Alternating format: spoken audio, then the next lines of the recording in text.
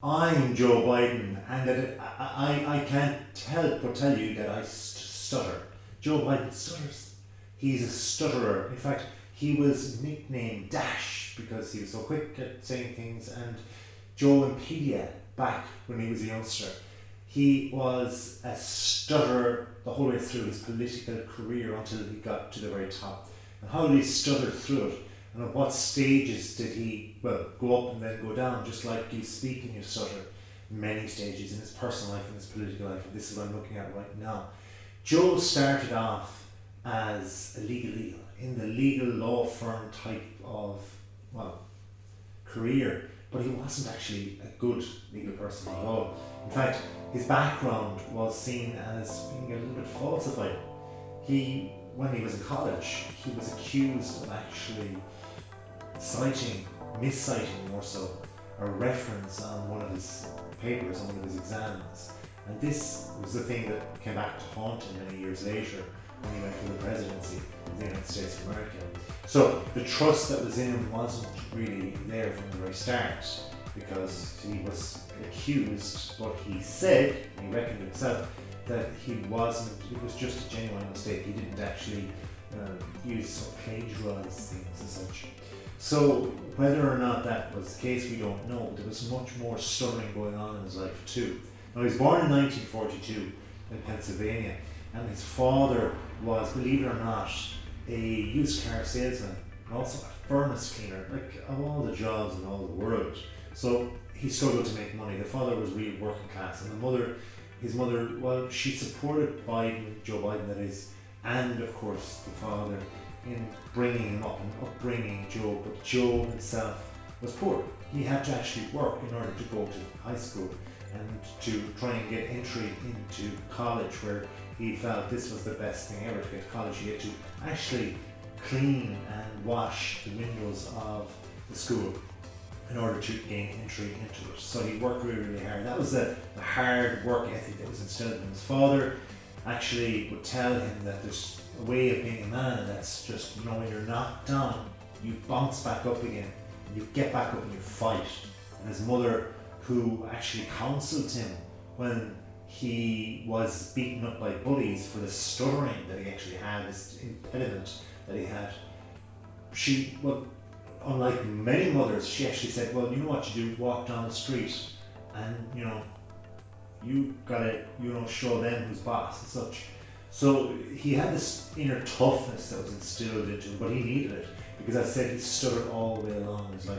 Now, his early adult life was pretty successful, even though he went to college and he was studying with regard to law and trying to get over that. He was only considered an average, at best, law student, and that's not even to consider what I just said about this miscited reference in his schoolwork. But he eventually got over the exams and started off with his law firm. And with that, in his early 20s, he went to Bahamas. And there, he met this woman that he just fell madly in love with. And he ended up marrying her. He fell, in his own words, quote unquote, ass over in tin cup love with Nenelia Hunter. So, in his early years of his 20s, 24 in fact, in 1966, he married Nenelia. And they were very happy indeed, because within 5 years they had their first child. 1969 and 1970 they had their second child, and 1 year later again they had, number 3. Talk about stuttering, eh? So by the early 70s he had 3 children, and his daughter's name was Naomi. Now, Naomi and his wife, Amelia, this was going to be a problem for him, because not long after being the fifth youngest senator in the US Senate, Joe's life looked rosy, it looked good, it looked like he had overcome all this stuttering from his early life, but in fact it was only beginning. Because it was then, just before Christmas in 1972, that Amelia and her children were in a car, and they were travelling along, as you do. And the small children in the car, very small children, 3 of them of course, were all in trouble because the car crashed and it was tragedy. His wife, Amelia, died, and his daughter, Naomi, died as well. And the 2 boys, Bo and Hunter, were severely injured. Now this caused havoc, naturally enough, in Bo's life. Not just Bo, but his father's life, of course, and Hunter's. But in Joe's life, Joe and Bo, they had that rhyming going on, but also later on, you'll see how Bo was really important to Joe. But Joe actually contemplated suicide. Such was the gravity of the loss that he felt, and that's quite understandable. He went to the deepest part of himself, and within this time frame, he was, as I said, he was still representing other people in politics. He'd moved away from the law firm. He was now trying to represent people, but he couldn't. He was in just a fit of anger, and he had anger towards God, as he said himself, and he couldn't understand where this was going and where this has come from, that his young family had been ripped apart and half of them had been killed.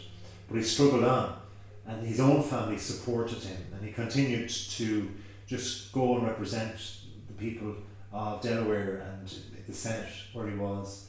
And as he continued in the Senate from the early 70s right up to 2009, he was a very successful senator.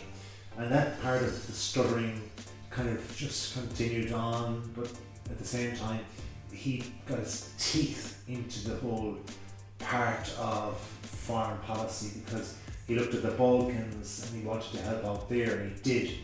He made sure that there was peace there. He looked at NATO and looked at the USSR and Russia and all that was going on, and he sorted that out. He was even against the Iraq war with President Bush, and he made his voice heard with that. These are some of the things he did politically, but at the same time, his personal life, he was struggling naturally enough with all of what was going on with his previous wife, and that's when he met his new wife, Jill. So in 1977, he remarried to Jill. So really not an awful lot of things happened with his life other than the political stuff from the 70s, 80s on to the 90s, but that's when it started to get interesting again. He himself decided to go for the presidency in 1987, and he started getting headaches and he couldn't understand what was going on. And it was in 1988 where he realised he actually medically was found out to having 2 brain aneurysms and problems going on. So off he went again in 2007 to try and get that elusive presidency, second time on the go. And as he went in his campaign trail, he came up against none other than Barack Obama.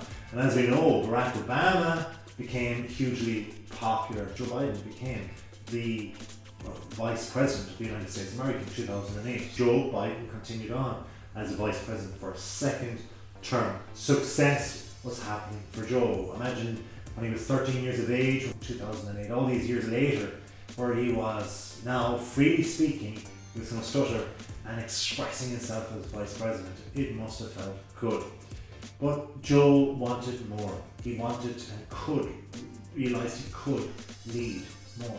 In 2015, Biden was asked by the Democrats to go for the seat, go for the Democratic representation in the White House. But he was unable to go. He wanted to go, but he was unable to go. And the reason being was because tragedy again struck. The stuttering life was now grinding to a halt for him, because his son, Bo, actually had brain cancer, and the brain cancer became fatal, and he died. And Joe Biden was inconsolable. He could not realise how this was going to affect him. He just was unable politically to stand on his own 2 feet and continue on. In 2015, 4/16, he could have actually been the President of the United States of America, but he was unable to go for that. He had failed in 2007. He had stuttered again prior to that in 1987, and he had that illness himself. But here he was in 2015 when it was literally on a plate for him, up against Donald Trump, the Republican, but he couldn't go there. And he realised himself and said it in interviews afterwards that there's 2 things you need to be the President of the United States of America in order to go for that job, because he'd already tried to go for it a couple of times beforehand. One, he reckoned, was that you have to have the political experience and know-how of how to do it, how to do the position.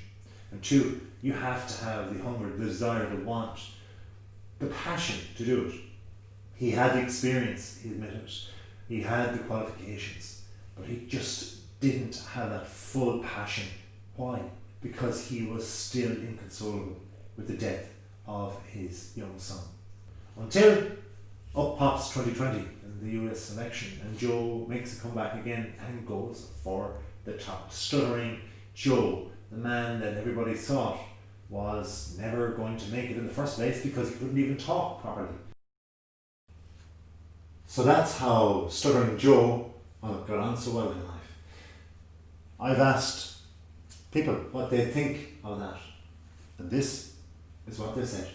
So please subscribe if you've enjoyed the video, and until next time, please do have a wonderful day.